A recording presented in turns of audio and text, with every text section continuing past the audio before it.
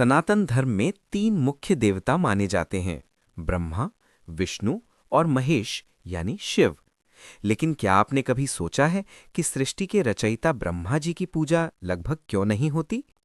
आज हम आपको एक ऐसी रहस्यमयी और अद्भुत कथा सुनाने जा रहे हैं जो इस रहस्य को उजागर करती है।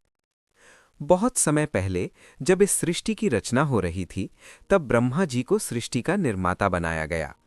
उनकी चारों दिशाओं में चार मुख थे, जिनसे वे वेदों का ज्ञान फैलाते थे। एक दिन ब्रह्मा जी ने सोचा, मैं ही इस सृष्टि का सबसे महान देवता हूं, क्योंकि मैंने ही सब कुछ बनाया है। उनके मन में अहंकार आ गया। जब विष्णु और शिव को ये पता चला, तो उन्होंने ब्रह्मा जी का अहंकार तोड़ने का निश्चय किया।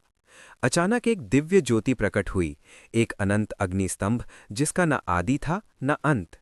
शिव जी बोले, जो इस स्तंभ का अंत ढूंढ लेगा वही सबसे महान होगा। अनंत स्तंभ की खोज। विष्णु ने वराह यानी सूअर का रूप धारण किया और नीचे की ओर चले गए। ब्रह्मा हंस बनकर ऊपर की ओर उड़ गए। हजारों वर्षों तक खोज करने के बाद भी दोनों को अंत नहीं मिला। विष्णु जी ने हार मान ली और वापस आ गए। लेकिन ब्रह्मा जी ने एक चाल चली। ऊपर जाते समय ब्रह्मा जी को एक केतकी का फूल मिला। उन्होंने फूल से कहा, तुम मेरे साथ चलकर गवाही देना कि मैं इस स्तंभ के अंत तक पहुंच गया हूं। फूल मान गया। जब ब्रह्मा जी वापस आए तो उन्होंने कहा, मैंने अंत देख लिया। तभी शिव प्रकट हुए और बोले, ब्रह्मा, तुमने झूठ कहा है।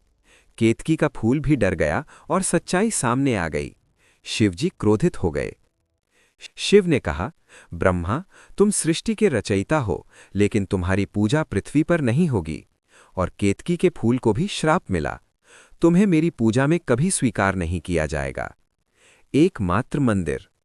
इस श्राप के कारण आज भी ब्रह्मा जी की पूजा बहुत कम होती है। पूरी दुनिया में उनका एक प्रसिद्ध मंदिर है, ब्रह्मा मंदिर पुष्कर, जहां भक्त आज भी उनकी आराधना करते हैं। मेरी तरफ से इस कहानी से हमें ये सीख मिलती है कि अहंकार और झूठ, चाहे देवता ही क्यों ना हो, उन्हें भी गिरा सकता है और सत्य की हमेशा जीत होती है।